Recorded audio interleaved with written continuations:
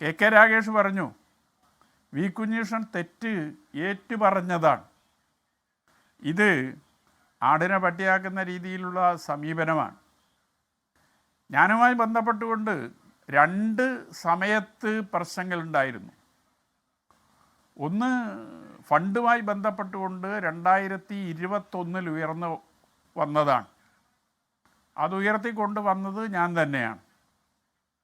ഞാൻ ഈ കണക്കുകളെല്ലാം പരിശോധിച്ച് അതിൻ്റെ റിപ്പോർട്ട് മുകളിൽ കൊടുക്കുകയായിരുന്നു. തെരഞ്ഞെടുപ്പ് ഫണ്ടാണ് എൻ്റെ മുമ്പിൽ ആദ്യം വന്നത്. ആ തെരഞ്ഞെടുപ്പ് ഫണ്ട് ഓഡിറ്റ് ചെയ്യാൻ മണ്ഡലം കമ്മിറ്റി എന്നെ ചുമതലപ്പെടുത്തിയതാണ്. മണ്ഡലം സെൻറ്റർ എന്നെ ചുമതലപ്പെടുത്തി, അതനുസരിച്ചാണ് ഞാൻ കണക്ക് പരിശോധിക്കുന്നത്. 2021 സമ്മേളനത്തിൻ്റെ സമയത്ത് ഞാനായിരുന്നു ഏരിയ സെക്രട്ടറി. ആ സമ്മേളനത്തിൽ ഒരു കണക്ക് അവതരിപ്പിക്കുമ്പോൾ അതിലൊരു വ്യക്തത സമ്മേളനത്തിൽ അവതരിപ്പിക്കുന്ന ഏരിയ സെക്രട്ടറിക്ക് ഉണ്ടാകേണ്ടതുണ്ട് എന്നതുകൊണ്ട് ധനരാജ് ഫണ്ടും അതുപോലെ തന്നെ ഏരിയ കമ്മിറ്റി ഓഫീസ് നിർമ്മാണ ഫണ്ട് സംബന്ധിച്ച് വിശദമായ പരിശോധന ഞാൻ നടത്തിയതാണ്. ഇതിലൊന്നും കമ്മീഷൻ്റെ നിലപാട് ഞാൻ അംഗീകരിച്ചിട്ടില്ല. തെളിവ് ഹാജരാക്കാൻ കഴിഞ്ഞില്ല എന്ന് ഞാൻ പറഞ്ഞില്ല. അന്ന് ജില്ലാ കമ്മിറ്റിയുടെ റിപ്പോർട്ടിലും അങ്ങനെ ഒരു നിലപാട് സ്വീകരിച്ചിട്ടില്ല.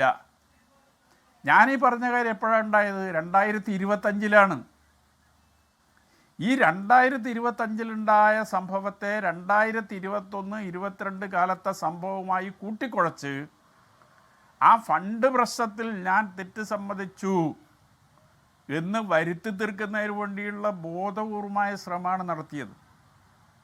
2025 ഞാൻ ജില്ലാ കമ്മിറ്റി മെമ്പർ എന്ന നിലയിൽ ജില്ലാ കമ്മിറ്റി യോഗത്തിൽ 2 വിഷയങ്ങൾ ഉന്നയിക്കുകയാണ്. ഒന്ന് EP ജയരാജനുമായി ബന്ധപ്പെട്ട ഒരു വിഷയം. RSSൻ്റെ നേതാവ് പ്രകാശ് ജാവ്ദേക്കർ കേരളത്തിൽ ഒരേ ഒരു CPM നേതാവിനെ മാത്രമേ കണ്ടുള്ളൂ, അത് EP ജയരാജനെയാണ്. അപ്പം അതുമായി ബന്ധപ്പെട്ടുകൊണ്ടൊരു തൃപ്തികരമായ വിശദീകരണം ഇപ്പോഴും കീഴെ നൽകിയിട്ടില്ല. അപ്പം അത് സംബന്ധിച്ചും അതേ തുടർന്ന് ഈ പയ്യന്നൂരിലെ ഫണ്ട് വിവാദവുമായി പറഞ്ഞു കേൾക്കുന്ന ചില കാര്യങ്ങൾ സംബന്ധിച്ചും ജില്ലാ കമ്മിറ്റിയിൽ ഞാൻ വിഷയം ഉന്നയിച്ചതാണ്.